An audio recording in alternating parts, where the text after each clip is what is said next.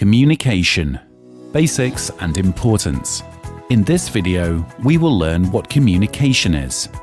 We will also learn the importance of communication and ways to improve our communication skills to have better personal and professional relationships. Talking is an integral part of living. We talk to our family members, friends, people at work, and even strangers. But do we really communicate with them? Let's see how communication is different from talking. Talking simply refers to speaking words and sentences. Sometimes the message is understood, sometimes it is not. Communicating is one step further in the process. It is the sharing of information between two or more people to reach a common understanding. Communication is a two-way process. It needs a sender or a speaker and a receiver or a listener. The speaker's role is to speak clearly, while the listener's role is to pay attention to the speaker. However, quite often people focus more on what they want to say rather than listen to others. Now, before we understand the importance of communication, let's imagine a day without speaking to anyone.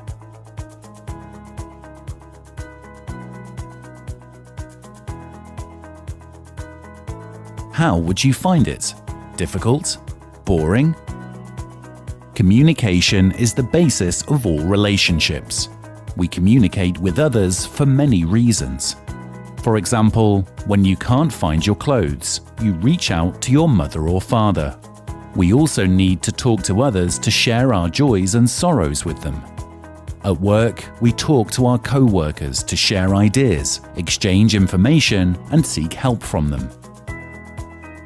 Without communication, our life would come to a standstill.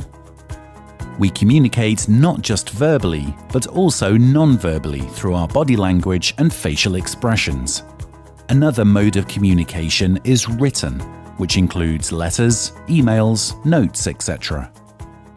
To make sure we talk and write effectively and that our audience gets the message, we must follow the 7 C's of communication. Let's see what these are.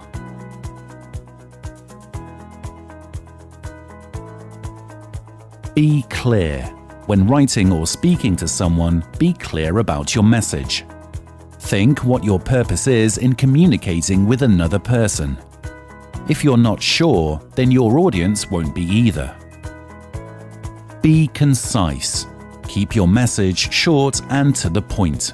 Make sure your message is concrete and gives your audience a clear picture of what you want to say. Be correct.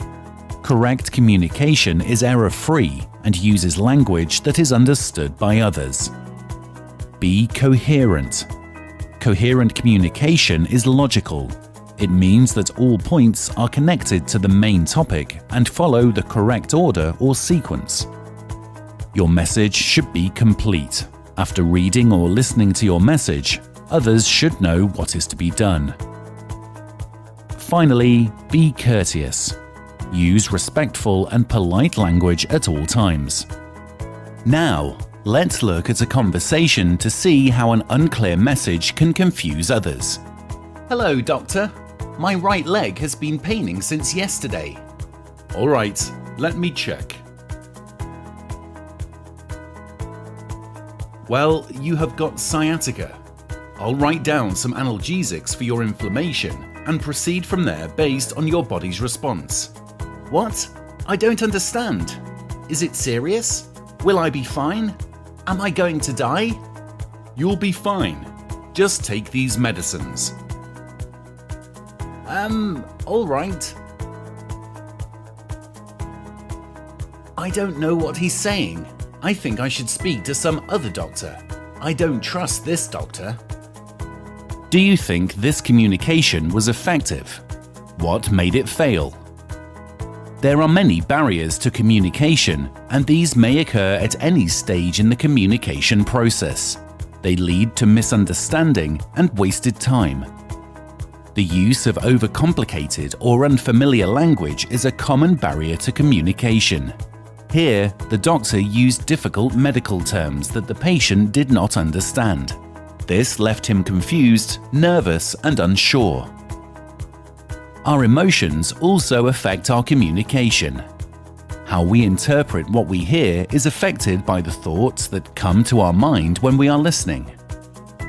For example, if your boss asks if the task that was assigned to you has been completed, and you interpret it as the boss blaming you for not completing the task, you are likely to respond in anger.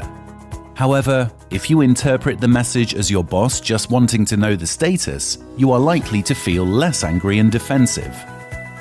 Distraction and lack of interest also affects understanding. We filter information based on what we want to hear. For example, when our manager is assigning work, we only listen to those which we need to do. Remember, developing effective communication skills means improving both your speaking and listening skills. Even if you are not born with these skills, you can develop them by paying attention to what and how you say things and listening attentively to others.